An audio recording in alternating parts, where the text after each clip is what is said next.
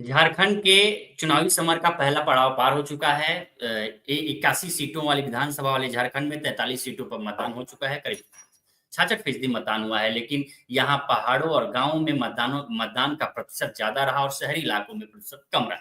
इसके बाद कुछ पार्टी खुश हैं और कुछ पार्टियाँ दुखी नज़र आ रही हैं, लेकिन हालाँकि ये 23 तारीख को फैसले आने के बाद पता चलेगा कि आखिर किसकी खुशी अ, हकीकत है और किसकी नहीं। लेकिन जो दूसरा पड़ाव है, वो बड़ा ही मायने रखता है, क्योंकि यहाँ कई बड़े दिग्गजों की किस्मत दाँव पे है, चाहे मुख्यमंत्री हेमंत सोरेन हो, चाहे उनका परिवार हो, कल्पना सोरेन उनकी पत्नी हो, बाबूलाल मारंडी हो या जयराम महतो हो, जो भी प्लेयर्स हैं, बड़े प्लेयर्स हैं, उनकी किस्मत दाँव पे है।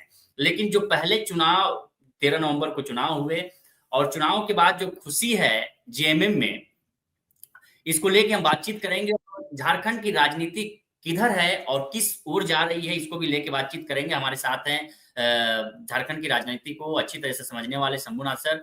शंभुनाथ सर, आपका स्वागत है लोकमत में। बहुत धन्यवाद, बहुत धन्यवाद। पहला पड़ाव तो झारखंड ने पार कर चुके हैं और दूसरा पड़ाव 20 नवंबर को आने वाला है। लेकिन पहले पड़ाव के बाद क्या समझ में आ रहा है? देखिए, पहले पड़ाव में 2 बातें आपने, एक तो अपने ओपनिंग वक्तव्य में आपने जो कही कि गाँव जो है, हुँ, वहाँ वोटिंग के प्रति वो जागरूक दिखा, और जी। दूसरी जो अहम बात है, वो ये हुँ, कि महिलाएँ 43 में से 37 सीटें ऐसी रहीं, जहाँ हुँ, महिलाओं ने ज़्यादा वोट डाला है। हुँ, तो क्या ये असर हेमंत सोरेन सरकार की मैया सम्मान योजना का है? या हुँ, भाजपा ने उसके समानांतर जिस योजना का ऐलान किया है, हुँ, गोगो दीदी योजना, उसका है। हुँ, ये हुँ, समझने की ज़रूरत होगी, लेकिन ये ज़रूर है कि हुँ, इसमें चुनाव परिणाम जो होने वाले हैं, हुँ, मतदान का जो बढ़ा हुआ प्रतिशत है, हुँ, उसका रहस्य इसी में छिपा हुआ है। हुँ, एक तो आम तौर पर ये धारणा होती है कि जब मतदान का प्रतिशत बढ़ता है, तो हुँ, एंटी इनकम्बेंसी अ, की धारा होती है और लोग गुस्से में वोट जी, ज़्यादा का डालते हैं। ये आम सामान्य धारणा है, पूरे जी। देश में ये जो बात। आम प्रचलित लेकिन ये हमेशा धारा है, कहा जाता है कि हमेशा भाई सच नहीं है। सत्ता के खिलाफ लहर है, हाँ, इसलिए परसेंटेज वोट बढ़ा है। हाँ, लेकिन ये जी, हमेशा सच नहीं होता है। कई बार ऐसा जी, होता है कि कोई नई चीज़, ख़ास तौर पे जब से मुफ्त की योजनाओं का चुनाव के ठीक पहले और गारंटियों के हुँ, ऐलान का चलन बढ़ा है, हुँ, तब से आप देखेंगे कि वोटिंग परसेंटेज कई बार उसका भी प्रतीक बन जाती है, उसका भी प्रतिबिंब जो है वोटिंग परसेंटेज में दिखता है। जी, लेकिन ये ज़रूर सिग्निफिकेंट है कि महिलाएँ हुँ, इतनी बड़ी तादाद में निकली हैं वोट डालने के लिए, हुँ, और उनमें जागरूकता तो है, या महिलाओं को लुभाने वाली जो योजनाएँ चल रही हैं, अ, हुँ, उसको लेकर उनमें उनमें एक आकर्षण तो ज़रूर है। हुँ, अब उसका रिज़ल्ट पे क्या असर पड़ता है, ये ज़रूर हुँ, देखने वाली बात होगी। और हुँ, दूसरा चरण भी मुझे लगता है कि ऐसा ही रहने वाला है। अच्छा, ऐसी बात नहीं है कि सिर्फ़ वोटिंग परसेंटेज की बात करें। जो हुँ, नए वोटर्स जुड़े मतदाता सूची में, हुँ, करीब 11 लाख वोटर जुड़े, हुँ, उसमें महिलाओं की तादाद ज़्यादा थी। हुँ, जो नए यूथ वोटर हैं, उसमें भी हुँ, फीमेल जो हैं वो ज़्यादा जुड़ी। तो हुँ। इसको भी समझने की ज़रूरत है, और एक तरीके से ये सुखद संकेत भी है, जिस आधी आबादी की बिल्कुल, हिस्सेदारी भारतीय की बात हम लोकतंत्र के लिए करते हैं सुखद राजनीति। संकेत। बिल्कुल, जी सर। हाँ, राजनीति में हुँ, जिनकी हिस्सेदारी की हम बात करते हैं, जिसकी हुँ, हिमायत करते हैं, तो वो तस्वीर झारखंड में दिखी है इस बार, इस चुनाव में, हुँ, और ये बहुत गौर करने वाली बात है। इसमें कई हुँ, संकेत छिपे हो सकते हैं, भविष्य के दिनों में जो राजनीति करवट लेने वाली है, जो व्यवस्था करवट लेने वाली है। ऐसे भी देखेंगे आप कि झारखंड जो है, हुँ, खास तौर पे जो जनजातीय समाज है, जो आदिवासी समाज है, जी, वहाँ पे महिलाएँ आर्थिक मोर्चे पे हमेशा आगे रहती है, आगे और रहती हैं। जी, अर्थव्यवस्था का जो दारोमदार है, वो महिलाओं के कंधे पे अ, हु ज़्यादा होता टिका है, हुआ है। कम नहीं होता है, हुँ, किसी भी महीने में कम नहीं होता है। जी, तो वहाँ भेदभाव भी कम है पुरुष और महिला में। हुँ, अ, तो चुनाव जो है ये इसका भी प्रतीक हो सकता है। और हुँ, अब दूसरे चरण का जो चुनाव होना है, कहा ये जा रहा था कि ये पहले चरण का जो हुँ, चुनाव संपन्न हुआ, अ, वहीं से सत्ता का रास्ता निकलता है। हम सभी बिल्कुल। लोग जानते हैं कि पिछले चुनाव में 2019 के चुनाव में भाजपा 28 में से 26 आदिवासी सीटों, एसटी सीटों पर शिकस्त हार खाई गई थी थी। और इस वजह से जी, इस वजह से उसे सत्ता से बाहर होना पड़ा था। जी, इस बार इस पहले चरण के चुनाव में 28 में से 20 सीटों पे इसी चरण में चुनाव हो गया, फर्स्ट फेज में हो गया। हाँ, 43 में से 26 20 सीटों पे जी, चुनाव हुआ। जी, हाँ, 26 नहीं 26 सुरक्षित तमाम एससी और एसटी दोनों के लिए। जी, एसटी के लिए सिर्फ 20, एससी हुँ, के लिए 6। तो इस तरीके से जी, 26 सुरक्षित सीटें थी और हुँ, 17 सामान्य सीटें थी। लेकिन एसटी के लिए, मैं एसटी की बात कर रहा हूँ। झारखंड जी, देखिए, झारखंड से ज़्यादा जनजातीय आबादी छत्तीसगढ़ में है।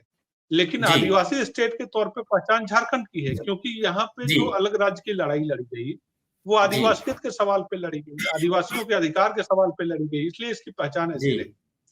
हुँ, तो अ, पहले चरण में 20 सीटों पे 20 आदिवासी सीटों पे चुनाव हो चुका है। अब मात्र 8 आदिवासी सीटें बची हैं, जिस जी, पे दूसरे फेज में चुनाव होना है। हुँ, दूसरा जो रास्ता है, झारखंड में सत्ता जब भी सत्ता का बदलती है, तो हुँ, संथाल और कोल्हान, कोल्हान हुँ, प्रमंडल संपन्न हो गया।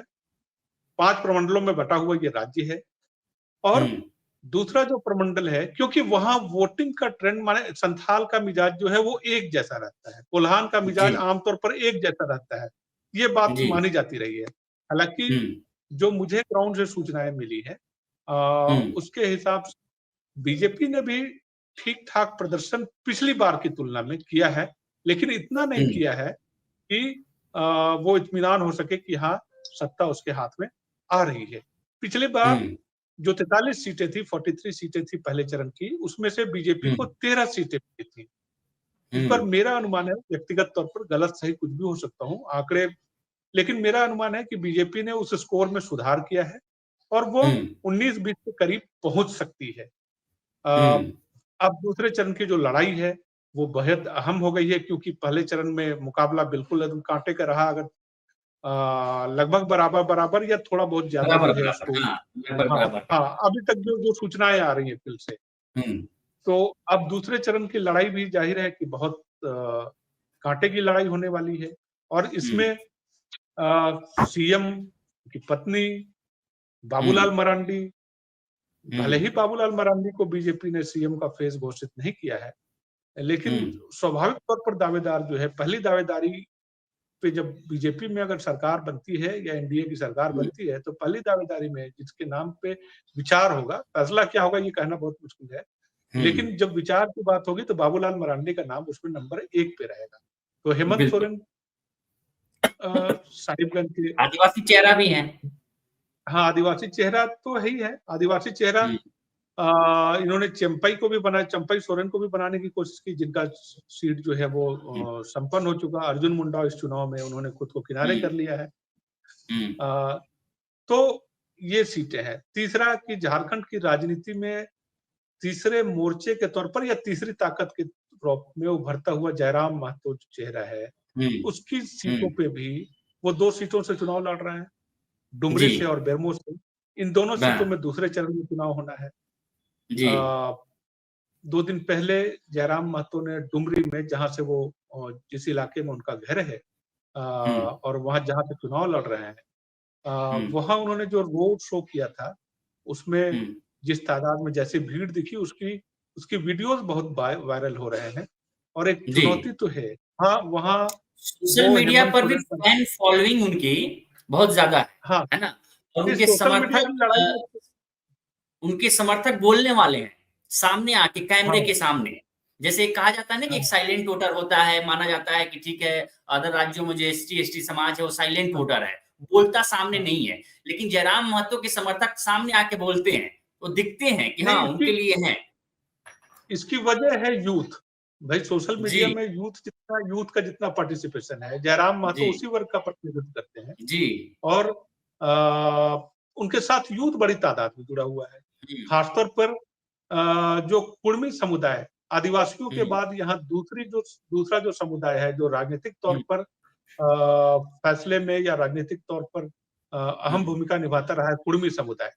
तो वो हुँ, उस समुदाय से आते हैं और एक बड़ी ताकत माने जाते हैं, मतलब मानी जाती है ये जाति कुर्मी जाति। तो जयराम महतो उस जाति से आते हैं और उस जाति के जो युवा है वो बहुत, उनकी फैन फॉलोइंग बहुत जबरदस्त है।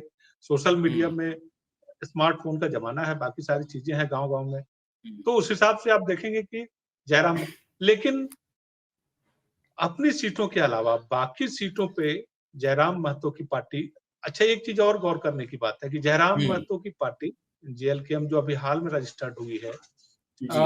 उसने सबसे अधिक संख्या में उम्मीदवार उतारे हैं बीजेपी की भी तुलना में। सिंगल पार्टी की अच्छा। अगर आप बात करेंगे तो सबसे ज्यादा टिकट जो है या सबसे ज्यादा सीटों पे किसी पार्टी के उम्मीदवार लड़ रहे हैं, 70 से ज्यादा सीटों पे। बीजेपी ने 68 पे उतारा है, जेएमएम 43 सीटों पे लड़ रही है, कांग्रेस 30 सीट पे लड़ रही है। तो जो बड़ी पार्टियां हैं उनकी तुलना में भी उन्होंने ज्यादा सीटों पे उम्मीदवार उतारे हैं। तो ये जरूर है कि वो बाकी सीटों पे उनका प्रदर्शन कैसा रहता है या नहीं रहता है, लेकिन संघर्ष का एक कोण तो वो बन गए। जीत जाएंगे बाकी सीटों पे ऐसा मैं नहीं कर सकता। शायद जयराम महतो अपनी सीट निकाल लें या मुकाबले में दूसरे नंबर पर रहें, जो भी है। तो लोकसभा उन्हें चुनाव सीट के की अगर बात हम नतीजों की बात करेंगे सर, जो लोकसभा चुनाव के नतीजों में जहां से वो गिरिडीह से चुनावी मैदान में थे, उनमें से भी एक विधानसभा सीट ये थी उस लोकसभा सीट की। अगर हम देखेंगे तो वहां 3.5 लाख से ज्यादा वोट पाए थे। वो अलग बात है कि आजसू के चौधरी वहां से चुनावी मैदान में फिर से दोबारा जीत के आए थे, लेकिन कहा ये जा रहा है, माना ये जा रहा है। यह मेरा सवाल आपसे है कि आजसू चूंकि सुदेश महतो उसी समाज से आते हैं जिस समाज से, कुर्मी समाज से जयराम महतो आते हैं, और वो बीजेपी के साथ गठबंधन में एनडीए के हिस्सेदार हैं। अब सवाल ये है कि जहां-जहां जयराम महतो ने अपने कैंडिडेट खड़े किए हैं, उनके समाज के लोग कितना साथ होंगे वो तो चुनाव परिणाम बताएँगे, 23 तारीख को पता चलेगा। लेकिन इनके खड़े होने से किसकी परेशानी बढ़ी है? एनडीए या इंडिया की? नहीं, ये देखिए सीट दर सीट जो है हुँ, वो अलग-अलग किसी एक को नुकसान पहुंचा रहे हैं जयराम महतो, ऐसा नहीं है। वो हुँ, कहीं इंडिया गठबंधन को, कहीं एनडीए को। जैसे वो हुँ, जिस सीट पे चुनाव लड़ रहे हैं, जिन 2 सीटों पे हुँ, चुनाव लड़ रहे हैं, वहाँ ये हुँ, माना जा रहा है कि वो इंडिया गठबंधन को नुकसान पहुंचाएँगे। अब सुदेश हुँ, महतो जो एनडीए की गठबंधन के प्रत्याशी हैं, हुँ, आजसू के प्रमुख हैं, हुँ, तो उनकी सीट पे अगर उनका कैंडिडेट है तो उनको नुकसान पहुंचा रहा है। तो इस हाँ, तरीके से सीट वो दोनों सीटों पे, और संघर्ष का हुँ, चूंकि एक कोण बन गए हैं, तो हुँ, दोनों गठबंधनों को मैं ये मानूंगा लगभग बराबर नुकसान पहुंचा रहे हैं। हुँ, और जो वोट की कटौती होगी, देखिए लड़ाई तो झारखंड में मुख्य तौर पर अभी भी दो ही है, इंडिया ब्लॉक और एनडीए, इन्हीं दोनों हिंदी, गठबंधनों के बीच लड़ाई है। तो हुँ, जयराम महतो की पार्टी का या उनके उम्मीदवारों की भूमिका यही होने वाली है कि वो हुँ, जिसका वोट ज्यादा काटेंगे आ, उसकी धार लड़ाई में कम हो जाएगी, उसकी हुँ, औकात थोड़ी कम हो जाएगी। तो ये हुँ, अलग-अलग सीटों पर अलग-अलग तरीके से इसको देखने की जरूरत होगी। हुँ, बाई एंड लार्ज कि आप कहते हैं कि वो इंडिया गठबंधन को नुकसान पहुंचा रहे हैं या एनडीए को नुकसान पहुंचा रहे हैं, ऐसा कहना सही नहीं होगा मेरे हिसाब से। हुँ, अ, हुँ, लेकिन ये जरूर है कि एक बड़ी या एक राजनीतिक ताकत के तौर पे उनका उभार तो लोकसभा चुनाव में ही हो गया। उन्होंने हुँ, 8 सीटों पे उम्मीदवार खड़े किए थे लोकसभा चुनाव में, हुँ, और हुँ, 8 में से 6 सीटों पे उनके उम्मीदवार तीसरे नंबर पर रहे थे। जी, और कुल मिलाकर 8.5 लाख वोट हासिल किए थे उन्होंने जयराम महतो ने। हुँ, तो जयराम महतो की चर्चा तो हो रही है चुनाव में, सीटों के हुँ, लिहाज से वो कितना अपनी उपस्थिति प्रभावित कैसी होते हैं। दर्ज करा पाते हैं, हाँ, ये हुँ, देखने की बात होगी। और इसी पे एक चीज़ डिपेंड हमने करेगा उनकी पार्टी का आगे क्या भविष्य हुँ, होने वाला है। कुछ दिन पहले हमारे साथी मेघना हैं, उन्होंने इंटरव्यू किया था जयराम महतो को लेके। तो उनके हम इंटरव्यू से जब देखने के बाद या और सारे इंटरव्यू देखने के बाद हम ये भाप पाए कि चूँकि उनकी सहानुभूति इनके साथ है, मुख्यमंत्री हेमंत सोरेन के साथ है, लेकिन वो हमलावर कल्पना सोरेन पे ज़्यादा रहते हैं। इसके पीछे क्या वजह है? नहीं, देखिए कल्पना सोरेन क्राउड पुलर है, जयराम महतो का उभार हुआ क्राउड पुलर लीडर के तौर पर। सबसे पहले उनकी चर्चा होने लगी कि अरे भाई एक लड़का है, जिसकी जी। सभाओं में बड़ी भीड़ जुट रही है, बहुत हुँ। तादाद हो रही है। और स्टाइल भी क्योंकि उनका कोई अलग था, वो स्टाइल अलग भाषण था। देने का। गाड़ियों के हाँ, बोनट पे तो खड़े होके तो लोग दौड़ लोग के जी। देखिए, हाँ, वो चुनाव का हुँ, समय नहीं था, जन मुद्दों पे, भाषा के सवाल पे, झारखंड के छात्रों की परीक्षा के सवाल पे, इस पे आंदोलन हो रहा था। और जयराम महतो जहाँ सभाएं कर रहे थे वहां भारी तादाद में भीड़ जुट रही थी। तो चर्चा इसी वजह से हो रही थी जयराम महतो की, क्योंकि कोई वो किसी ऐसी राजनीतिक धारा से तो आए नहीं थे, तो चर्चा होने लगी भीड़ की वजह से। और इस लोकसभा चुनाव ने जो हाल में संपन्न हुआ, उसने कल्पना सोरेन नाम का एक नया स्टार दे दिया झारखंड को, राजनीतिक स्टार, जो भीड़ के मामले में आज की तारीख में लोग कह रहे हैं कि सबसे ज्यादा कल्पना सोरेन। अच्छा, जयराम महतो का एक क्षेत्र है उत्तरी छोटानागपुर की सीटों पे, थोड़ा-थोड़ा उत्तरी छोटानागपुर पे, उन जगहों पे भीड़ होती है। पूरे राज्य में उनका प्रभाव है, संथाल में उनकी सभा में भीड़ जुट रही है, ऐसा नहीं है। कल्पना सोरेन पे हमलावर होने की वजह यही हो सकती है कि जयराम महतो को लगता होगा कि भाई क्या एक गुमान तो हो ही गया था कि भाई मैं सबसे बड़ा स्टार, सबसे ज्यादा भीड़ मेरी सभाओं में, मेरे रोड शो में सबसे ज्यादा भीड़।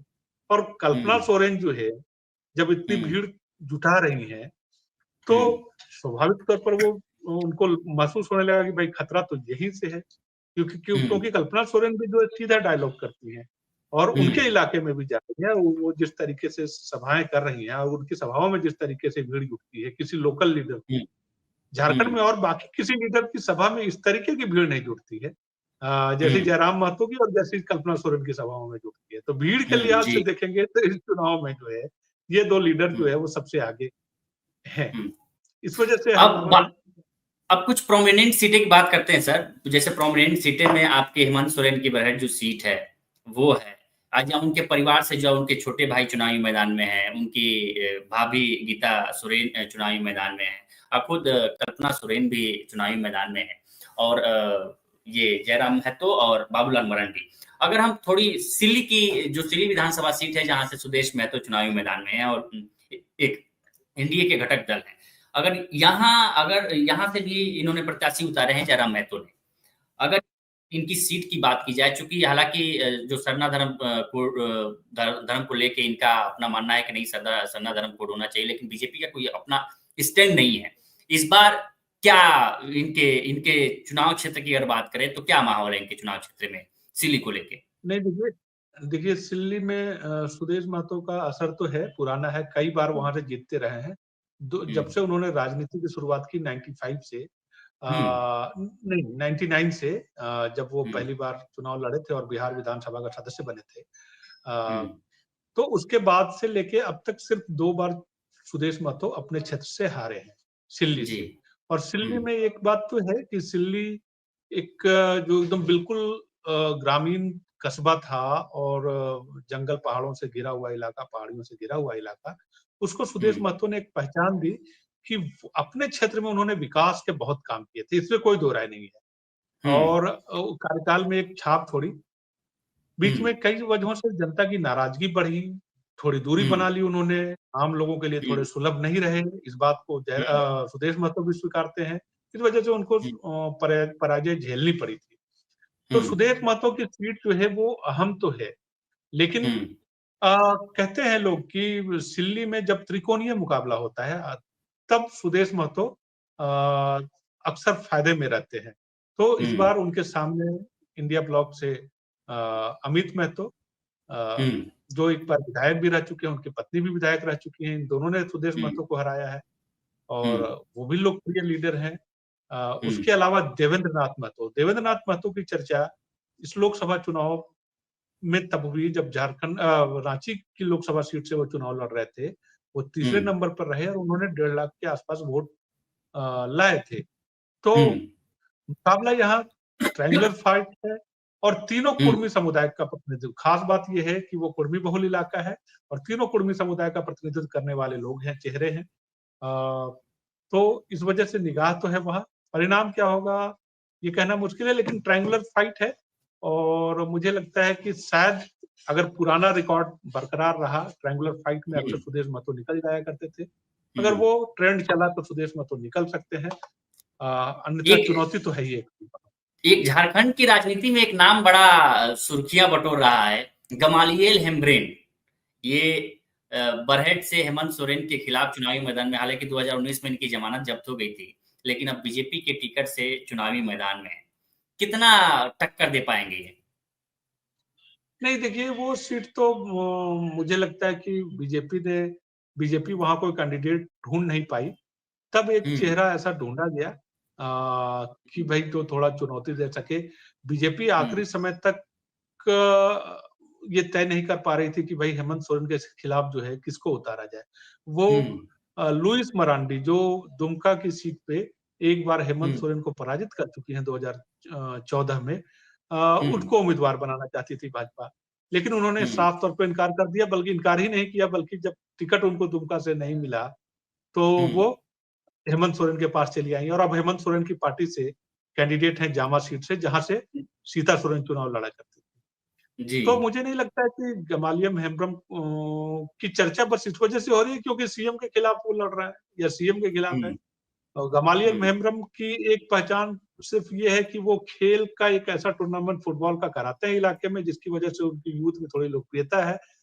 हुँ, जिसमें कई बड़ी टीमें जो है मतलब उस इलाके का जो है क्षेत्रीय फुटबॉल टूर्नामेंट जो है वो बड़ा टूर्नामेंट होता है। तो गमालियम हेम्ब्रम की पहचान यही है। पिछले चुनाव में उनको बहुत कम वोट आए थे। हम सब आजसू पार्टी के उम्मीदवार थे, इस बार बीजेपी ने उनको बनाया है। हुँ। और मुझे नहीं लगता कि हेमंत सोरेन को उनकी सीट पे कोई चुनौती है बहुत। धनवार सीट जहाँ एक तरह से कहें तो इंडिया गठबंधन के भी आमने-सामने लोग हैं, जेएमएम से निजामुद्दीन अंसारी हैं और राजकुमार यादव सीएमआई में एमएल से हैं। वहाँ से बाबूलाल मारंडी बीजेपी से। क्या यहाँ किस प्रकार का मुकाबला त्रिकोणीय मुकाबला देख रहे हैं आप यहाँ? नहीं देखिए, बाबूलाल मरांडी भी राहत इसलिए महसूस कर रहे हैं क्योंकि इंडिया हुँ, ब्लॉक का गठबंधन यहाँ पे टूट गया। जेएमएम हुँ, और सीपीआई-एमएल दोनों ने जो है अपने कैंडिडेट दिए हाँ, दिए। तो हुँ, निजामुद्दीन अंसारी जेएमएम से लड़ रहे हैं, सीपीआई-एमएल से राजकुमार यादव। खास बात हुँ, ये है कि राजधनवार सीट से ये तीनों जीत चुके हैं एक-एक बार। हुँ, बाबूलाल मरांडी ने एक बार से ज़्यादा जीत दर्ज की है, एक बार राजकुमार यादव रहे हैं और हुँ, एक बार निजामुद्दीन अंसारी भी विधायक रह चुके हैं वहाँ से। तो हुँ, तीनों का अपना प्रभाव तो यही है।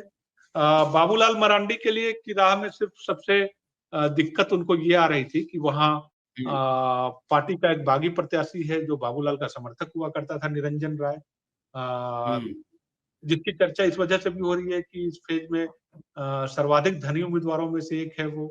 132 हाँ, करोड़ के आस-पास उन्होंने अपनी संपत्ति जो है घोषित की है निरंजन राय ने, अब वो उनके खिलाफ हुँ, लड़ रहा है। तो इस वजह से लेकिन मुझे लग रहा है कि तब भी राहत बाबूलाल को इस वजह से है क्योंकि वहाँ जेएमएम और सीपीआई-एमएल ने अपने कैंडिडेट उतारे हैं। तो ठीक है, लड़ाई है। बल्कि 4 कोण की जामताड़ा लड़ाई है यहाँ पे। जामताड़ा जहाँ से सीता सोरेन चुनावी मैदान में, क्या सीता सोरेन इस बार जीत का स्वाद चख पाएँगी या मझधार में फँसी हुई हैं अभी भी? कांग्रेस ने नहीं वहाँ से देखिए अपने कैंडिडेट जामताड़ा में उतारे हैं। जामताड़ा में पहले जो है वो कास्ट समीकरण है या जो वोटिंग में निर्णायक भूमिका अदा करने वाली जो जातियाँ हैं उसका ज़िक्र करना ज़रूरी है। जी। वहाँ मुसलमानों की आबादी जो है वो 30% से ज़्यादा है, थोड़ा हुँ, ज़्यादा है और मुस्लिम हुँ, और आदिवासी ये 2 समुदाय हैं, मुसलमानों की आबादी ज़्यादा है।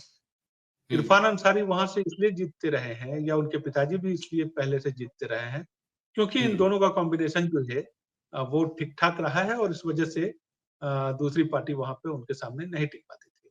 हुँ, इस बार इरफान अंसारी, सीता सोरेन के बारे में एक टिप्पणी को लेकर थोड़ा चर्चा में आ गए और उनके खिलाफ कि आदिवासी विरोधी होने का या आदिवासी महिला पे अभद्र टिप्पणी करने का आरोप लगता हुआ इस हुँ, तरीके की इसको मुद्दा बनाने की कोशिश की सीता सोरेन ने हुँ, और उनकी पार्टी ने। हुँ, लड़ाई तो है, ऐसा नहीं है हुँ, कि वहाँ पे इससे पहले जो बीजेपी के कैंडिडेट लड़ते हुँ, थे जामताड़ा में, उसकी तुलना हुँ, में सीता सोरेन ज़्यादा प्रभावी है, इसमें कोई दो राय नहीं है, लड़ाई कड़ी है। हुँ, और यहीं की एक सभा में अभी हुँ, 2 दिन पहले कल्पना सोरेन की सभा में उस दिन प्रधानमंत्री की भी सभा थी संथाल परगना के इलाके में और हुँ, कल्पना सोरेन की सभा यहाँ जामताड़ा में थी। हुँ, तो लोग उन दोनों वीडियो की एक साथ तुलना कर रहे थे और ये बता हुँ, रहे थे ये ठीक बात भी है अगर वीडियो सही हो, एंगल का फ़र्क नहीं हो तो ये ज़रूर लग रहा था कि प्रधानमंत्री की सभा में जितनी भीड़ थी उससे कहीं कम भीड़ जो है कल्पना सोरेन की सभा में नहीं थी, सुन ये के सभा नहीं जामताड़ा की ही हुँ, सभा थी। हुँ, तो अगर भीड़ को पैमाना माना जाए तो हुँ, इरफान अंसारी जो है वो स्कोर कर सकते हैं। हुँ, हालाँकि अपने विवादास्पद बयान की वजह से, अगर आदिवासी सेंटिमेंट उन्होंने जो टिप्पणी की थी, अगर आदिवासी सेंटिमेंट ने उस आधार पे वोट किया, तो थोड़ी चुनौती उनके लिए हो सकती है। गांडेय की सीट जहां से खुद कल्पना सोरेन चुनावी मैदान में है, वहां से बीजेपी ने महिला कैंडिडेट का ही कार्ड खेला। क्या क्या वहां का रुख हो सकता है? नहीं, जिस मुनिया देवी को बीजेपी ने वहां उम्मीदवार बनाया है, वो जिला परिषद की अध्यक्ष रही है और इलाके में पकड़ तो है, ऐसा नहीं है, उससे बेहतर बीजेपी के सामने कोई उम्मीदवार नहीं था। और कड़ी चुनौती है। लोग ये कह रहे थे, या कई लोगों का ये मानना था कि अगर कल्पना सोरेन बाकी सीटों पे जिस तरीके से प्रचार कर रही हैं और उनके नाम की जिस तरीके से चर्चा हो रही है, अगर बीजेपी की सफलता इस बात में होती कि कल्पना सोरेन को अगर आप उनके क्षेत्र में घेर कर रख पाते, अगर इतनी चुनौती दे पाते, तो जो दूसरी है जगह वो बीजेपी के लिए लड़ाई थोड़ी आसान हो सकती थी, क्योंकि कल्पना सोरेन जो है एक ऐसा कार्ड है आज की तारीख में ट्रम्प कार्ड है जेएमएम एक के तरह से पास। जेएमएम के लिए। हाँ, ट्रम्प कार्ड है कि जिसका वो इस्तेमाल कर रहे हैं। तो हम्म। चैलेंज है, पिछले उपचुनाव की तुलना में उनको ज्यादा चुनौती जरूर मिल रही है। और उनकी जो सोशल अ, मीडिया टीम है, वो भी बड़ा अच्छे तरीके से काम कर रही है। जब इनको हेलीकॉप्टर से जाए किसी सभा में जाने के लिए परमिशन नहीं मिली, तो उनकी सोशल मीडिया टीम ने उनके फोन से बात करते हुए वहां की सभा को संबोधित करते हुए ही प्रसारित किया। तो ये अलग अलग तरह के हथकंडे दोनों तरफ से अपनाए जा रहे हैं। लेकिन चलते चलते सर हम ये जानने की कोशिश कर रहे हैं कि तो दूसरे चरण का जो बिगुल है, इसमें चुनावी मुद्दों के तहत किस प्रकार से लड़ाई लड़ी जा रही है? नहीं, देखिए, बीजेपी के पास तो वही नैरेटिव है, वो जिस बांग्लादेशी घुसपैठ की बात वो घुसपैठ जी। पहले चरण के चुनाव में भी कर रही थी, वो हम्म। बांग्लादेशी घुसपैठ पहले चरण की सीटों में वो समस्या नहीं है, बांग्लादेशी घुसपैठ यहाँ पे समस्या नहीं है, वो असल में संथाल की का मामला है। संथाल परिणाम। और उसी इलाके में, हाँ, वो उसी इलाके में हम्म। अभी चुनाव होना है। लेकिन हम्म। लोग कह रहे हैं, या हम्म। हम लोगों का भी आकलन ये है कि उस मुद्दे का असर पहले चरण की सीटों पे बीजेपी हम्म। ने अपने वोटरों को मोटिवेट करने में, उनको मोबिलाइज करने में लगाया, और उस मुद्दे पे शहरी इलाकों में भी वोट हुआ कि हाँ, हम्म। बीजेपी के जो वोटर थे या बीजेपी के वोटर जो घरों से बाहर निकले, वो इस मुद्दे से हम्म। प्रभावित होकर निकले। संथाल में हम्म। शायद इसका उतना असर जो है वो जमीन पे है नहीं, इसी बात की परीक्षा होनी है कि अगर वाकई हम्म। बीजेपी इसको जमीन के स्तर तक पहुंचाने में सफल हो पाई है, और हम्म। थोड़ा बहुत भी परिणाम अगर शिफ्ट करता है, इधर उधर सीटें शिफ्ट होती हैं, तो हम्म। अ, ये बीजेपी के लिए बेहतर हो सकता है या उसको बेहतर परिणाम दे सकता है। लेकिन हम्म। इसी पे डिपेंड करेगा वहाँ कि बीजेपी के इस मुद्दे का असर संथाल में कितना पड़ा है। उसके हम्म। सामने हेमंत सोरेन और कल्पना सोरेन तो है ही है। दुमका की सीट की भी आप चर्चा कर रहे थे, जहाँ हेमंत सोरेन के भाई बसंत सोरेन हैं। तो जी। उस सीट पर उनको इस बार अच्छी चुनौती है। सुनील सोरेन जो सांसद हुआ करते थे, उनका जिनका टिकट कट गया हम्म। था दुमका से इस बार, गीता सोरेन को दिया गया, वो इससे सीता पहले, सोरेन को दिया गया था। हाँ, जी। हाँ, सीता सोरेन हम्म। को दिया गया था। तो सुनील सोरेन संसदीय चुनाव में शिबू सोरेन को भी हरा चुके हैं, और हम्म। लीडर अच्छे हैं। तो हम्म। उस सीट पे मैं कहूंगा कि दुमका सीट पे बहुत कड़ी टक्कर जो है इस बार बसंत सोरेन को मिल रही है हम्म। सुनील सोरेन से, जो हम्म। बीजेपी के कैंडिडेट है। अगर एक टिप्पणी हम छोटी सी टिप्पणी चाहें कि अगर अभी तक की जो चुनावी बिगुल है, फर्स्ट फेज और सेकंड फेज आने वाला है, इसके बाद अगर हम देखा जाए तो इंडिया और एनडीए दोनों में थोड़ा ही मार्जिन हो, लेकिन अभी कौन बढ़त बनाए हुए है? नहीं, देखिए, बढ़त तो अभी पहले चरण के हिसाब से हम्म। थोड़ा मार्जिन में इंडिया ही गठबंधन जो है, मुझे वो लग रहा है। हम्म। खासतौर पे तब हम्म। जब महिलाओं का वोटिंग परसेंटेज जब मैं देख रहा हूँ, और हम्म। ग्रामीण क्षेत्रों में जब वोटिंग परसेंटेज देख रहा हूँ, जी। अर्बन वोटर, इसका मतलब है कि जो अर्बन वोटर आमतौर पे बीजेपी का वोटर माना जाता है, वो कम तादाद में निकला। गाँव में जो हम्म। है मैया योजना का असर भी है, तो उस हिसाब हम्म। से मुझे लग रहा है और कि थोड़ा एक एक सहानुभूति भी है, शायद आप उससे सहमत हो, इनके हेमंत सोरेन के जेल जाने की। हेमचंद्र की जेल यात्रा। हाँ। हाँ, नहीं, जेल यात्रा का इस बार अभी बहुत, हालांकि बात ये हो रही है, उन्होंने पहले ये नारा हम्म। देने की कोशिश की, या दिया इन्होंने चुनाव के पहले चरण में, इस नारे को कई हम्म। बार उछाला कि जेल का जवाब जीत से। लेकिन मुझे हम्म। लगता है कि तब इसका बहुत मतलब ऐसा रिस्पॉन्स नहीं मिला, तो उस वो नारा पीछे हो गया। बाद में एक नारा आया कि एक ही नारा हेमंत दोबारा, और उस तरीके हम्म। से चीजें जो है वो चल रही है। यानी ठीक है, कुल मिला के अगर उसकी देखा चर्चा जाए होगी तो तो। जेएमएम के लिए मैया का कार्ड बड़ा शानदार रहा, है ना? जिससे महिलाओं को बाहर निकालने हाँ में या वोट हाँ, बिल्कुल बिल्कुल, जैसे एमपी भागीदारी में, लाने में। जैसे एमपी में जी हाँ, एमपी में लाडली योजना कारगर हुई, ऐसे ही जी। अगर कारगर हुई तो परिणाम जो है चौंकाने वाले हो सकते हैं। चलिए, झारखंड की राजनीति को समझाने के लिए बहुत बहुत शुक्रिया शंभुनाथ सर। फिर हम लोग मिलेंगे और बहुत झारखंड पे धन्यवाद। 20 तारीख को बात करेंगे, तो बहुत बहुत शुक्रिया। तो झारखंड की राजनीति में बहुत आज जो सीटें थी, जो प्रोमिनेंट सीटें थी, जो 5-7 सीटें थी जहां से जयराम महतो चुनावी मैदान में है, कल्पना सोरेन है, हेमंत सोरेन है और बाबूलाल मरांडी हैं, जो कहा जा रहा है कि बीजेपी की तरफ से अगर बीजेपी सत्ता में लौटी तो पहले प्रमुख दावेदारों में से एक मुख्यमंत्री के दावेदार होंगे, पहले भी वो मुख्यमंत्री रह चुके हैं। इसके अलावा हेमंत सोरेन की भाभी सीता सोरेन हैं, जो बीजेपी के टिकट से चुनावी मैदान में, वहाँ क्या स्थिति है, सारे समीकरणों को हमने समझा। और फिर एक बार हम हर रोज लेके आ रहे हैं अब झारखंड के मुद्दों को लेके, झारखंड के चुनावी समीकरणों को लेके, क्या कहाँ किस कौन सा समीकरण बैठ रहा है, कौन कहाँ आगे और कौन पीछे चल रहा है। फिर से आप लोकमत के साथ बने रहिए और झारखंड की राजनीति को समझने और वहाँ के चुनावी मुद्दों को समझने के लिए बने रहिए लोकमत हिंदी के साथ। नमस्कार।